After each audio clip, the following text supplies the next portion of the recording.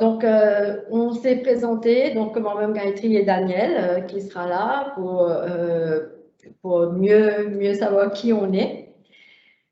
Alors, l'objectif du webinaire aujourd'hui, c'est de vous présenter un survol de la nouvelle structure et le layout du Code of Practice, du Codex, focalisé sur les changements principaux qui ont été ramenés et aussi comment, surtout, quelles seront les implications pour vous dans vos différents secteurs d'industrie. Donc, je pense que la plupart d'entre vous aujourd'hui, vous êtes dans la sécurité des denrées alimentaires. Donc, comment interpréter ces changements?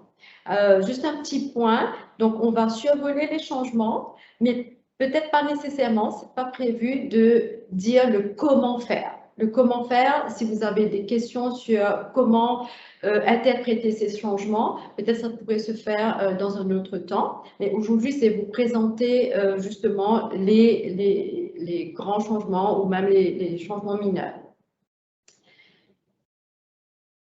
Donc, petit rappel pour le Codex Alimentarius. Donc, c'est ce food code qui a été développé dans les années 1963 par le Food and Agriculture Organization des Nations Unies en collaboration avec le World Health Organization, qui est quand même un bundle, une collection de standards, de lignes directrices et des codes de pratique pour tous les acteurs de la sécurité des denrées alimentaires. Et tout cela, aujourd'hui, nous aide à nous guider au minimum dans nos activités de tous les jours. Je vous ai mis aussi le lien où vous pouvez noter ou accéder au site et à ces différents codes, sachant qu'ils sont présents pour les différents secteurs d'industrie et aussi par produit. Les spécifications de différents produits, donc tout y est. Et là, nous, on va se focaliser sur le Code of Practice for Hygiene. Alors, le rôle de Codex, il est toujours là, toujours présent, donc qui a été mandaté pour assurer justement dans tout ce qui est commerce des denrées alimentaires, d'avoir des pratiques équitables et justes pour tous les intervenants et en même temps de protéger la santé des consommateurs et au final de promouvoir la coordination de tous les standards alimentaires qui travaillent ensemble justement soit pour avoir des spécifications plus appropriées à leur secteur ou par rapport à une base sur quoi établir d'autres normes de sécurité alimentaire. Donc, il sert en même temps comme une bonne base, une fondation pour les autres standards. Je vous présente cette image. On voit un wrecking ball. Le Covid-19, je crois que ce n'est pas étranger à personne aujourd'hui. Et un peu les aliments qui prennent un sacré coup là. C'est en fait juste pour faire réaliser aujourd'hui à quel degré notre monde est tout retourné, que ce soit nous-mêmes en tant que consommateurs, dans notre vie personnelle, mais aussi as food business operators. D'accord? Il y a eu pas mal de changements, de challenges auxquels on a eu à faire face, un peu plus depuis la pandémie, c'est sûr. Mais depuis plusieurs années, en fait, le business context même change. OK? Donc, on est en train de vivre dans un monde très dynamique aujourd'hui, avec pas mal de facteurs internes ou externes qui nous poussent à nous remettre en question, d'où aussi les standards se mettent à jour et trouvent qu'il y a nécessité quand même d'évoluer. Pour tout ça, pour s'adapter à des nouvelles tendances et faire face à ces challenges. Okay? Donc, je vous donne quelques exemples. La technologie aujourd'hui, on est très poussé vers tout ce qui est digital. Donc, on parle en Europe, un peu à Maurice, mais les dark kitchens, qui sont des cuisines un petit peu au noir, mais c'est pas très au noir. En fait, c'est qu'il n'y a pas de clients, il n'y a pas d'autres intervenants. Ils fonctionnent en back kitchen, à préparer des aliments. Et ça a donné naissance à bien sûr, des services de livraison qui se font online avec des entreprises qui sont passées directement à la digitalisation de toute cette partie. Et c'est une nouvelle tendance. D'ailleurs, on a un peu peur que, attention, que ça continue parce que les gens sont au télétravail et c'est une habitude qui convient à pratiquement tout le monde. Donc, on ne sait pas d'où la nourriture sort et comment c'est fabriqué en fait quand on commande en ligne. Il y a aussi la traçabilité qui passe en ligne maintenant en digital avec le blockchain traçability. J'aurai un moment à vous expliquer un petit peu ça un petit peu plus tard dans cette présentation.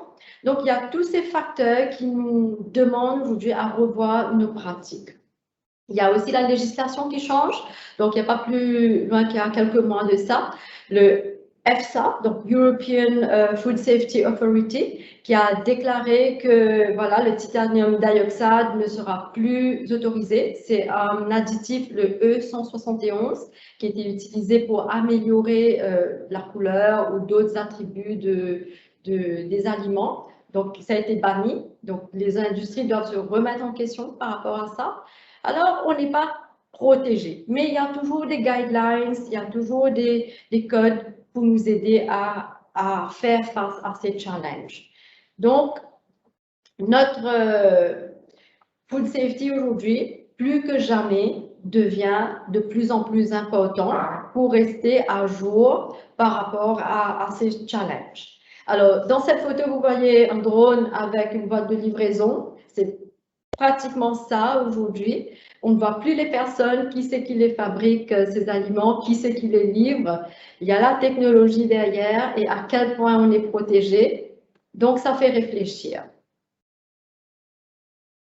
On passe maintenant dans les changements que le Codex a apportés et dans la structure que ça a aujourd'hui. On va voilà, parler du General Principles of Food Hygiene, la version qui a été révisée en 2020 et leurs changements. Alors, le scope de ce code, c'est-à-dire le domaine d'application qui ça concerne, c'est bien sûr tout ce qui se retrouve à un moment donné dans la production primaire, que ce soit dans le processing ou le manufacturing, la distribution, le stockage, packaging, les fabricants des packaging. Et là aussi, je tiens à préciser, déjà, quand il y a une loi qui est promulguée, qu'on ne veut plus des packaging qui polluent l'environnement, plus de plastique, bah, tout de suite, ça remet en question qu'est-ce qu'on va utiliser comme alternative et quels sont les risques associés à cela. Le retail, donc tout ce qui est dans la vente directe ou indirecte, les food service operations, et le transport même des aliments. Donc, tous ceux qui se retrouvent à un moment donné dans ces cas de figure, dans ces secteurs, sont concernés par ce code. Alors, le code qu'il utilise, c'est applicable à qui? Ben, les food business operators, que vous soyez dans le catering, que dans le service, dans la fabrication, des aliments, packaging, donc un food business operator as a whole, l'autorité compétente qui est les officiers du gouvernement, qui sont les législateurs, qui sont les garants des lois qui concernent le food safety, et d'autres parties intéressées, d'autres stakeholders, y compris les consommateurs. Les autres stakeholders seraient par exemple les personnes avec qui on traite, nos fournisseurs de produits de nettoyage, les fournisseurs, les contracteurs de maîtrise de nuisibles, etc. Donc, eux aussi, à un moment donné, ce code est applicable pour eux. Les changements principaux, donc en grande ligne, et puis on va passer un petit peu plus dans les détails. Donc déjà, la structure et le layout a changé dans ce code. Il n'a plus le même format. La liste des définitions a été étendue. Donc, par exemple, on a rajouté c'est quoi l'autorité compétente, c'est quoi prerequisite, avant ce n'était pas là. Or, on en parle beaucoup aujourd'hui des programmes prérequis. On parle de la validation des mesures de contrôle, donc ils sont venus définir cette partie-là, et d'ailleurs ils l'ont intégré aussi comme une exigence. Et ils font le lien aussi avec les Food Hygiene Systems, qu'on l'appelle couramment les Food Safety Management Systems. Et éventuellement, il y a les exigences qui sont devenues de plus en plus descriptives. Donc, ils ont clarifié l'interprétation même des exigences. Et puis, ils ont rajouté quelques nouveaux éléments qui sont, de nos jours, on ne peut pas s'en passer, sont impératifs de les considérer dans notre système de sécurité des denrées alimentaires, donc notre business context. Alors, la nouvelle structure du codex aujourd'hui, si vous vous rappelez bien, ceux qui sont familiers à la version précédente, donc c'était 10 sections sur les bonnes pratiques d'hygiène, et puis il y avait une partie sur la méthodologie et les principes de HACCP. Donc aujourd'hui, la nouvelle version, donc vous avez une partie qui comprend l'introduction, donc c'est très clair, les objectifs du code, son scope, c'est-à-dire l'étendue même de son application, l'utilisation, dans quel cas et qui l'utilise, une section d'ordre général sur les principes, les rôles des différents intervenants et utilisateurs, les principes généraux du food safety, l'engagement de la direction. Donc, ces exigences sont devenues beaucoup plus explicites aujourd'hui dans le code. On a la définition.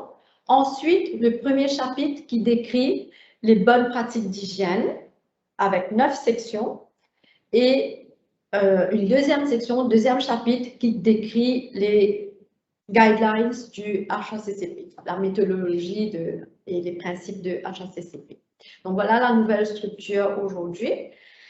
Les éléments sur lesquels on a mis plus d'emphase sur les bonnes pratiques. Donc déjà, les rôles et les responsabilités. C'est clairement défini pour dire qui fait quoi, qu'est-ce qu'on attend de chacun. Le management commitment, donc l'engagement de la direction. Et un nouvel élément, peut-être que vous entendez de plus en plus maintenant, c'est le food safety culture. La formation et la compétence, on a mis beaucoup plus d'emphase dessus. Ensuite vient le allergen management.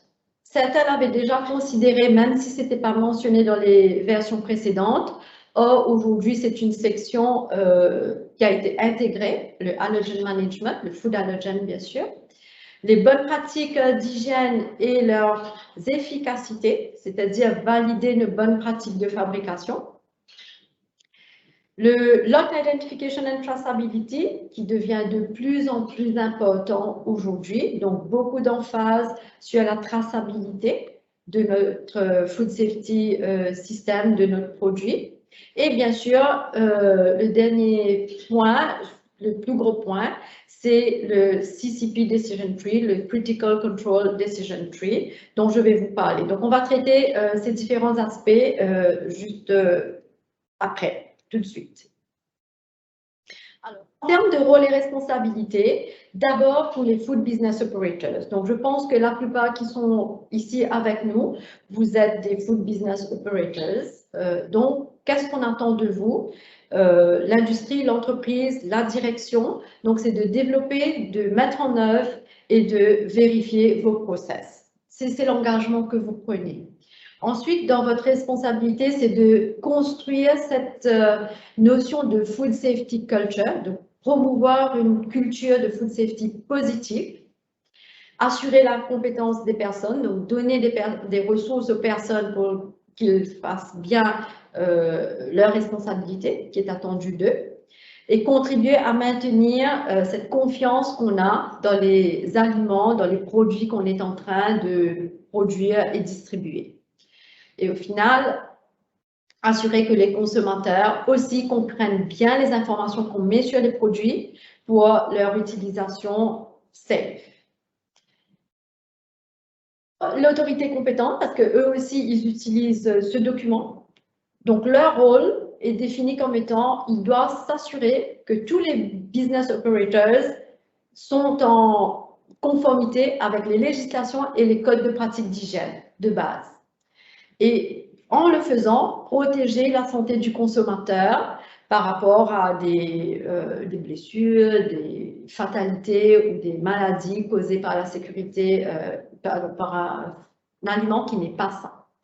Et en même temps, être le garant quand même de la sécurité, donner cette assurance dans la production, le commerce des aliments. Et eux aussi, donner les bonnes informations aux opérateurs, donc les food business operators, et les consommateurs. Donc, chacun a son rôle de différentes perspectives. Même le consommateur, on y fait référence parce que eux aussi, avec tout ce qu'on aura mis à leur disposition, c'est de jouer leur rôle et d'utiliser le produit et les informations fournies d'une manière réfléchie et responsable. D'accord? Comment manipuler le produit, comment le préparer et comment le stocker pour que eux aussi, voilà, jusqu'au bout, tant que le produit n'est pas consommé, c'est sain, ça reste sain. L'autre volet, qui est peut-être relativement nouveau pour ceux qui travaillent avec le codex uniquement, donc le Management Commitment et le Food Safety Culture. C'est-à-dire, c'est peut-être un terme que certains découvrent pour la première fois. En d'autres mots, c'est se demander aujourd'hui, c'est une question à se poser pour dire, quand j'ai le dos tourné, quand je rentre chez moi de mon lieu de travail, par rapport à ma responsabilité, qu'est-ce qui est en train de se passer? D'accord? Est-ce que tout le monde respecte les mêmes procédures ou on va cut un peu les corners pour essayer de faire plus vite, plus rapidement, mais en ne pas respectant les règles de base? Donc, c'est la question à se poser. Et si vous dites, oui, moi, c'est bon, je rentre chez moi, je suis tranquille, il n'y a pas de problème, tout est là, on se dit que quand même, il y a une culture, il y a des valeurs qui sont mises en place et qui se vivent.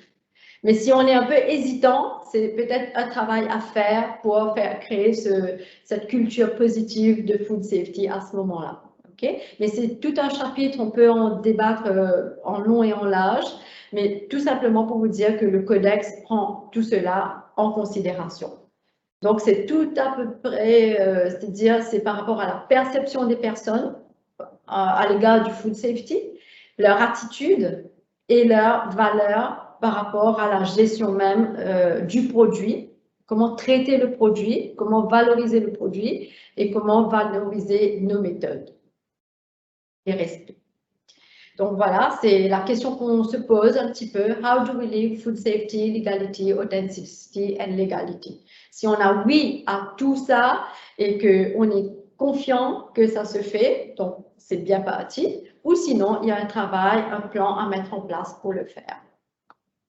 Alors, juste pour info, donc il y a le European Commission, donc pour la législation 852, qui parle de Hygiene of Foodstuff, qui est aussi en draft amendment en ce moment pour inclure un nouveau chapitre sur le food safety culture. Donc, allons dire qu'on ne pourra pas trop y échapper, il faudra travailler dessus. Concernant la formation et la compétence des ressources, donc cette exigence existait déjà, ce requirement existait, donc c'est venu un peu plus en avant et renforcé par rapport à, allons dire la différence, c'est que maintenant c'est intégré dans chaque section des bonnes pratiques d'hygiène. À chaque fois, on va vous demander, OK, nettoyage et désinfection, il faut que la personne ait son training et compétent par rapport à ses responsabilités. Donc, voilà un petit peu le changement qu'il y a eu. Donc, c'est un petit peu plus présent, on va dire. Le product knowledge est très important, c'est-à-dire les gens doivent connaître leur produit, quels sont les risques associés à ce produit-là. Si le produit tombe par terre et on ramasse, on met tout de suite sur la chaîne, quels pourraient être les risques.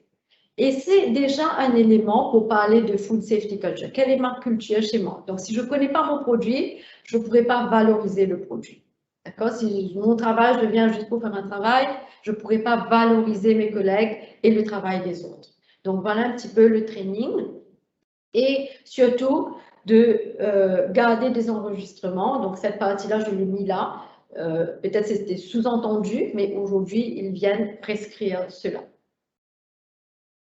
Par rapport allergènes, les food allergens, donc la gestion des allergènes dans l'entreprise. Certains le font déjà par rapport à un risk assessment, mais cette section a été intégrée dans le code aujourd'hui. Donc, il faudra le traiter, si ce n'est pas fait, mais d'une manière systématique et établie. Et surtout, faire attention par rapport aux allergènes quand on traite les produits allergéniques, quelles sont les pratiques à mettre en place pendant le nettoyage, entre les différentes productions, comment mieux planifier sa production pour qu'il n'y ait pas des contaminations croisées entre des produits allergènes et non allergènes, surtout quand on fait un line changeover, donc on change de ligne de production. Donc tout ça, c'est des points aujourd'hui formalisés qui viennent en avant. Okay? Peut-être vous l'avez fait d'une manière volontaire et basée sur risque, mais aujourd'hui, voilà, c'est devenu une exigence. Par rapport à lot identification and traceability, je pense que tout le monde serait d'accord que la traçabilité, également, on ne peut pas y échapper. Il faut le faire, pratiquer autant que possible par rapport à la traçabilité de nos produits, de ses origines et où ça va sur le marché pour que le jour où il y a un rappel de produit, on réagit d'une manière efficace et efficiente.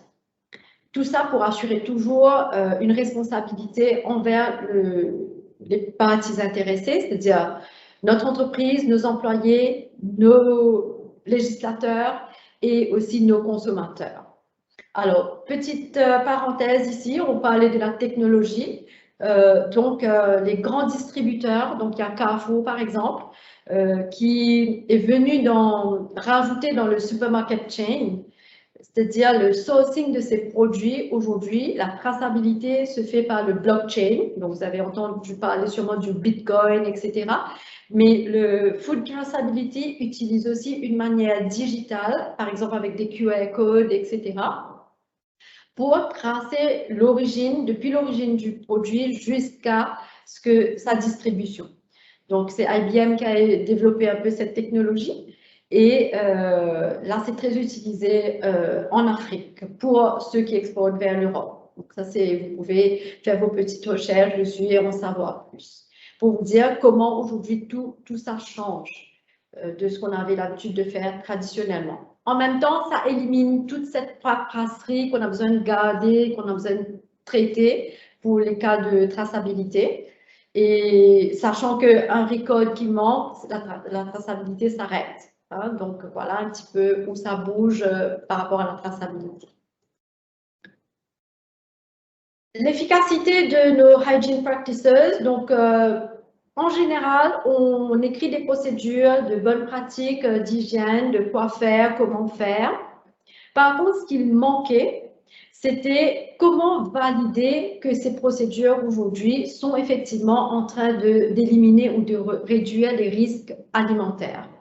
Le nettoyage, par exemple, peut-être on a tout ce qu'il faut comme fournisseur, produits, équipements, méthodes, mais comment venir valider qu'effectivement, c'est en train de réduire les microbes dans les équipements, les chaînes de fabrication, etc., ou le produit.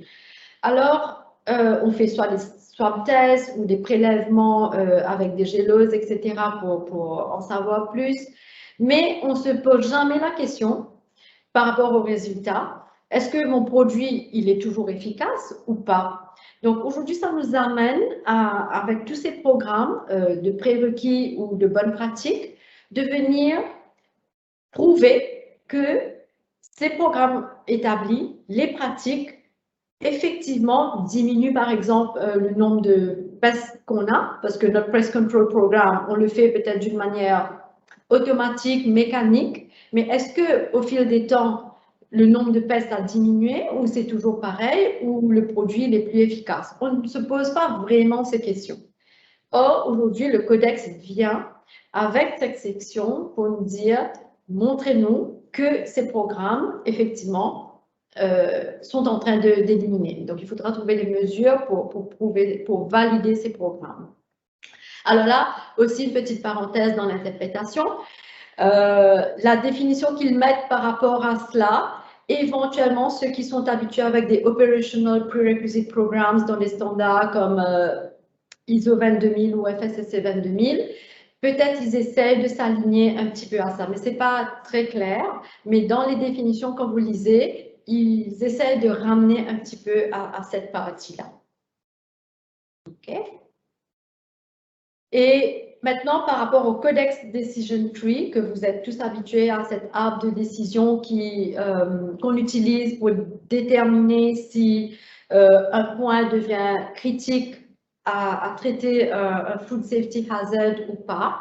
Alors aujourd'hui, il n'y a pas de decision tree dans le codex. Ils ne l'ont pas encore intégré. Et quand on a fait des recherches dans les documents de codex avec le comité de codex, en fait, je vous ai coupé et mis là un petit tweet qui vient de ce comité, justement, que le travail est toujours en train d'être fait pour l'intégrer, l'arbre de décision, dans le codex, comme l'annexe qui était présent auparavant. Donc aujourd'hui, si vous le cherchez, vous n'allez pas le trouver. Par contre, il n'y a pas de time frame défini. Alors, notre interprétation, mon interprétation, c'est que probablement, ça va se ressembler un petit peu comme un CCP Decision Tree avec des Operational Prerequisite Programs.